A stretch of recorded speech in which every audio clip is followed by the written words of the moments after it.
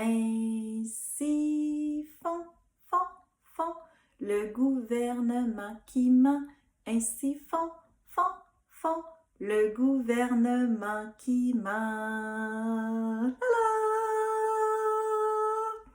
Et oui, le gouverne qui ment, eh bien, veulent toutes nous placer dans des belles petites boîtes magiques où la notion de genre n'existe plus, où les stéréotypes sont à questionner, où il doit y avoir une éducation à la sexualité chez l'enfant. Alors, tout ça est mis dans une belle boîte magique avec un bel arc-en-ciel où tout le monde est heureux, tout le monde se mélange, plus de différenciation entre les générations. Alors, une espèce de perversion de la société qui est mis dans un bel emballage cadeau, mais qui cache un monde qui est à dénoncer, qui est à critiquer comme adulte, qui veut le bien-être de l'enfant. Alors, je mets la table de ma question. Pourquoi je dis non à l'éducation sexuelle à l'école?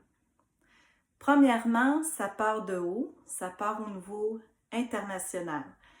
Je me permets de prendre un document de l'UNESCO pour bien vous lire un des paragraphes. Alors, c'est un document d'orientation qui est nommé avec une question. Regardez la réalité en face. Pourquoi faut-il promouvoir l'éducation complète à la sexualité?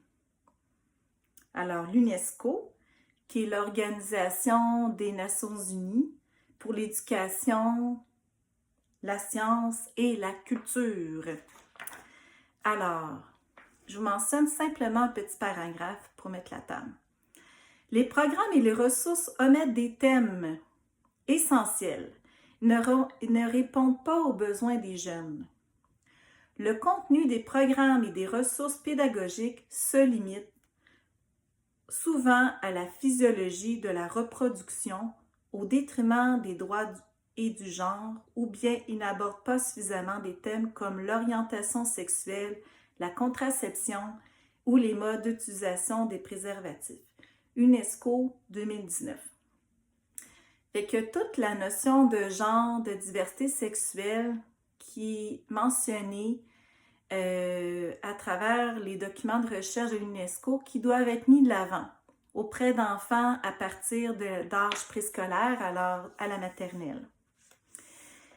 Alors, moi, ma question, pourquoi je suis contre l'éducation sexuelle des enfants? Eh bien, j'ai lu le programme d'éducation à la sexualité du ministère de l'Éducation. Je vais vous mentionner un des thèmes qu'ils élaborent. Puis dans d'autres vidéos, je vais présenter les autres thèmes. Alors, tout d'abord, dans ce que j'ai écouté comme entrevue, entre autres de la psychologue que j'aime beaucoup suivre, Marie-Estelle Dupont, qui est une psychologue clinicienne qui s'est levée debout pour protéger les droits de l'enfant. Alors, ce qu'elle dit, c'est que l'enfant, tout d'abord, n'est pas un adulte. Alors, de concevoir que l'enfant a une vie sexuelle, ça n'a pas de sens. Il a un développement sensoriel, alors il a une sensorialité qui suit son développement physique, qui suit son développement psychique, affectif, cognitif. Elle mentionne qu'à partir de l'âge jusqu'à 7 ans, l'enfant a un peu une pensée magique.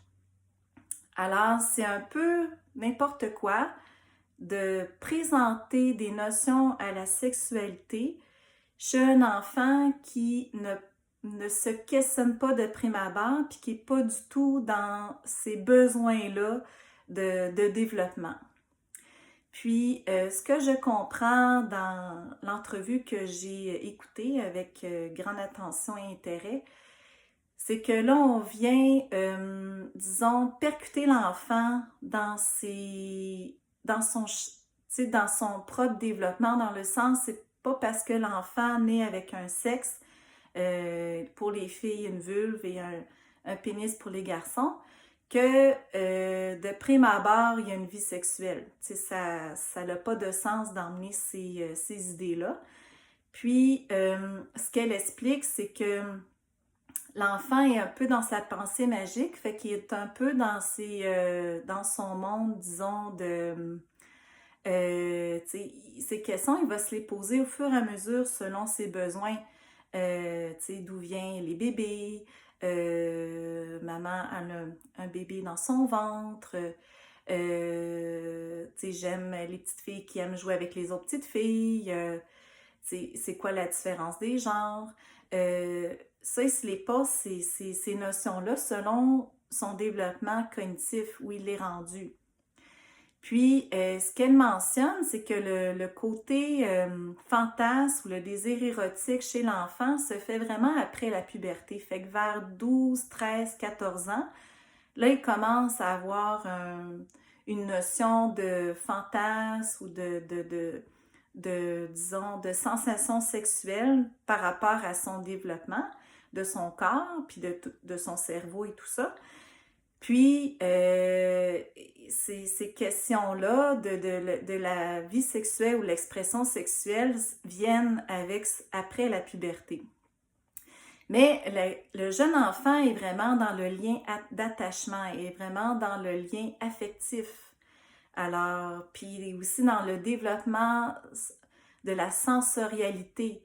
Fait que c'est pas du tout, ça va pas du tout avec sexualité. Puis le problème aussi qu'on voit dans les programmes d'éducation, bien, on mentionne partout le mot sexualité. Dans l'UNESCO, on parle d'éducation sexuelle complète.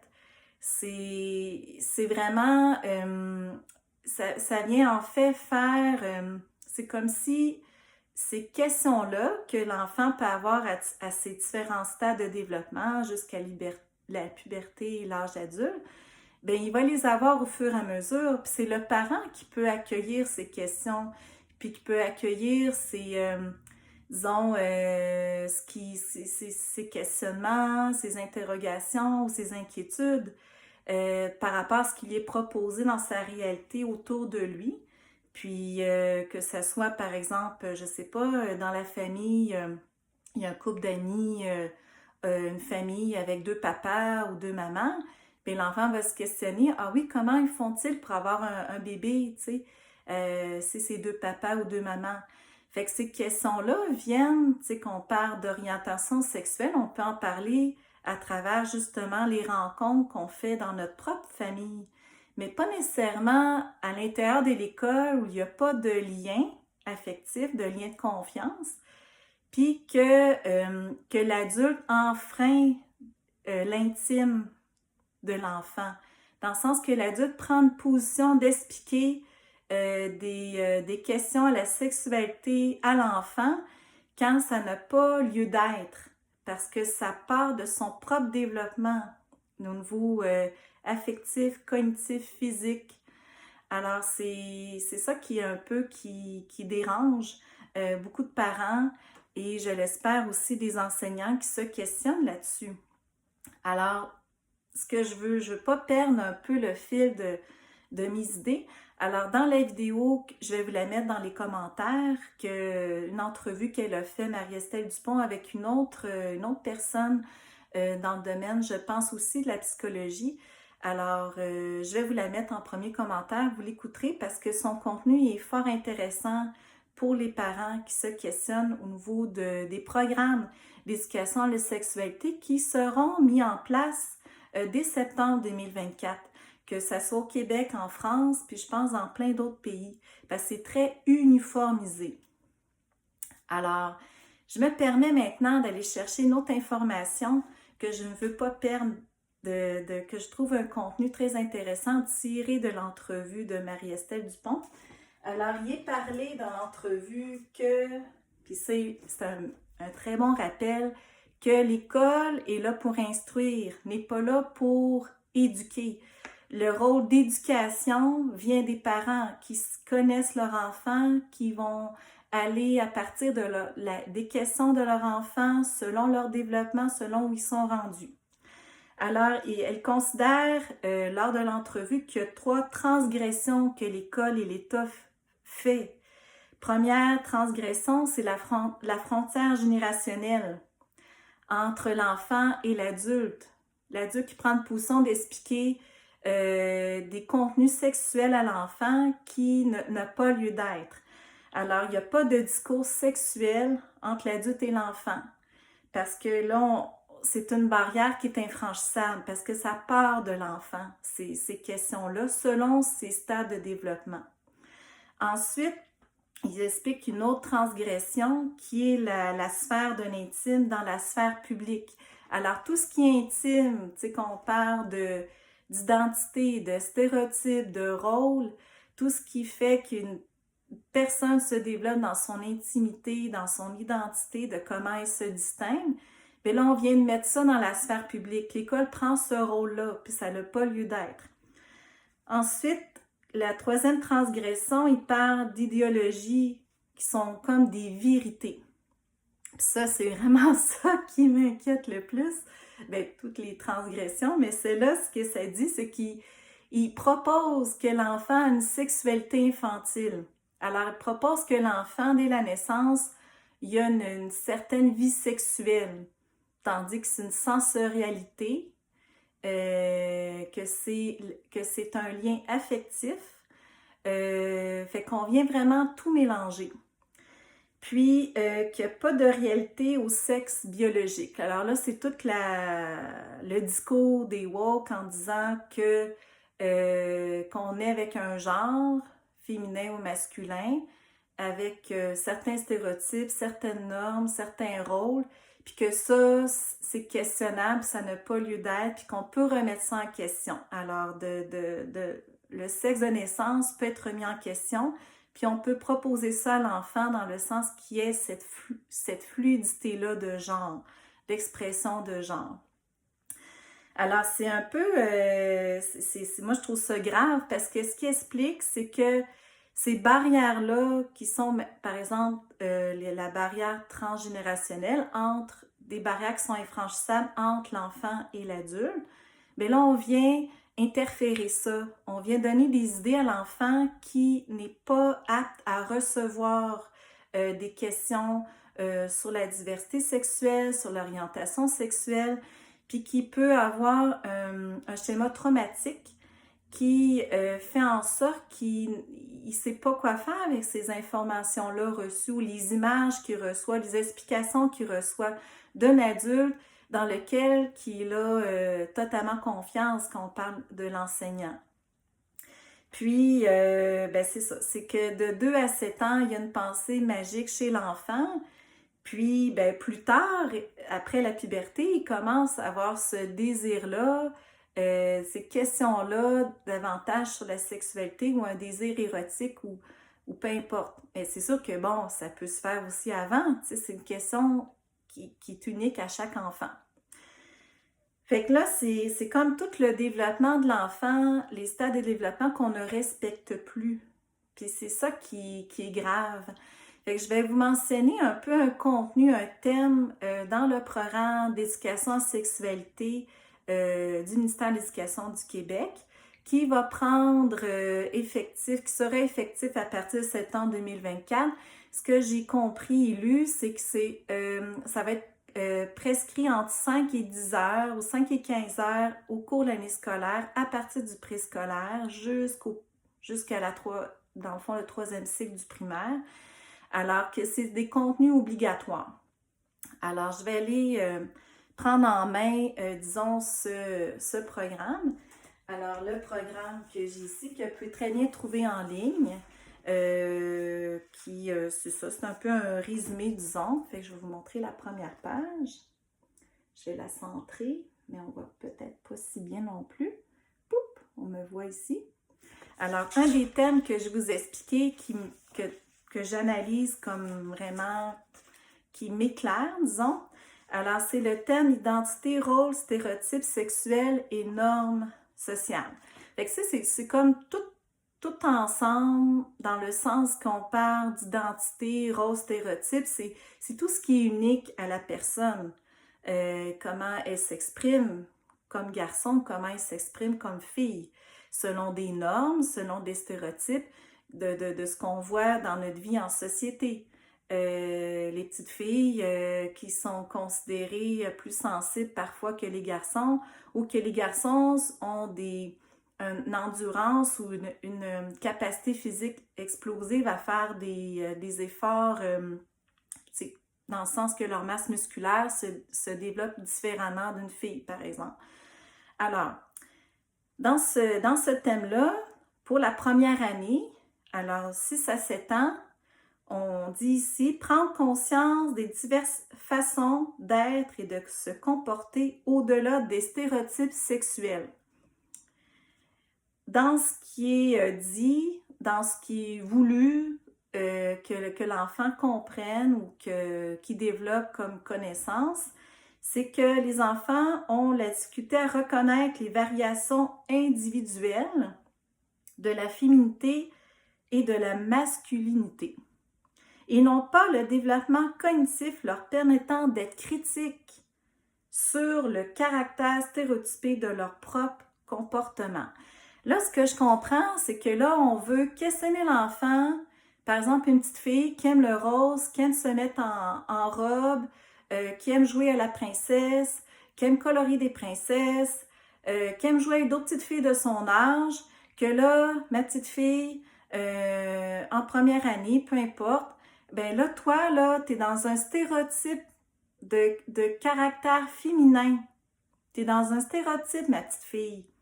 Fait que nous, comme adultes, on le voit, le stéréotype, puis on considère que ça peut nuire à ton développement. Fait qu'on va t'emmener à t'expliquer que là, tu es dans un stéréotype, puis que c'est peut-être nuisible dans ton développement, puis que tu peux t'exprimer autrement comme petite fille.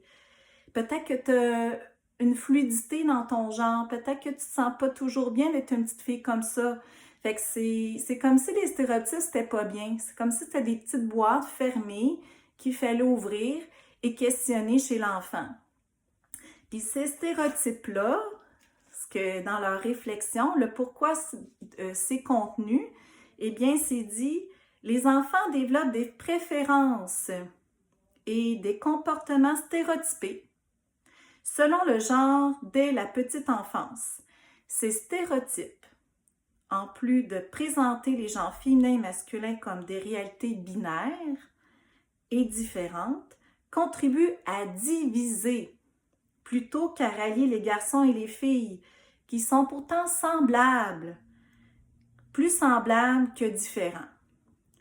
En plus de limiter le potentiel de développement et d'expression des enfants, l'exposition répétée aux stéréotypes sexuels contribue à l'adoption d'attitudes et de croyances sexistes. Alors, c'est comme si, dans le développement de l'enfant, le fait qu'il est dans des stéréotypes de genre, ben ça fait en sorte qu'il peut développer des pensées sexistes ou être dans un courant sexiste parce qu'il est pris dans sa petite boîte.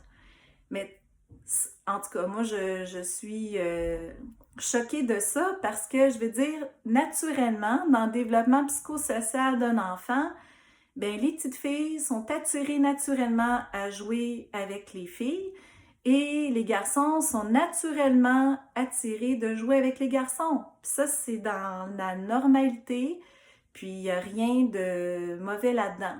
Fait que ça fait pas en sorte que ces enfants-là, plus tard, quand ils seront après la puberté ou des jeunes adultes, vont développer des comportements sexistes. C'est comme si ça devient des vérités, l'idéologie du genre, de dire que c'est des boîtes qui doivent être ouvertes, qui doivent être questionnées. Puis ça, c'est grave parce que, je veux dire, on n'a pas à amener des questionnements chez l'enfant quand il ne s'épose pas de lui-même. Alors, j'ai un ton un peu militant parce que ça me choque, puis tu sais, tout ça arrive très bientôt, dès la prochaine entrée scolaire. Puis ça fait en sorte aussi que ma vidéo, elle est longue, mais bon, j'ai essayé d'élaborer le contenu que j'ai lu, que j'ai retenu de manière la plus synthétique, mais tout ça pour en venir que laissons l'enfant vivre son enfance, vivre sa pensée magique, poser ses questions quand il en sent le besoin, lui répondre selon ce qui est apte à comprendre ou à ne pas en dire plus, de rendre ça simple et beau. Puis la sexualité, ça ne le concerne pas. Je veux dire, des enfants qui, par mégarde, sont exposés à des images porno, ce n'est que des chocs qu'ils vont vivre. Puis ça développe des comportements qui sont malsains pour eux parce qu'ils ne sont pas matures pour comprendre ça. Fait que ça concerne la sphère de l'adulte. C'est ça qui est choquant, c'est que là, on vient tout mélanger ça ensemble. Fait que quand on veut faire de la prévention d'agression sexuelle, ben en fin de compte, peut-être que ce programme-là, avec le recul, va créer plus de problèmes.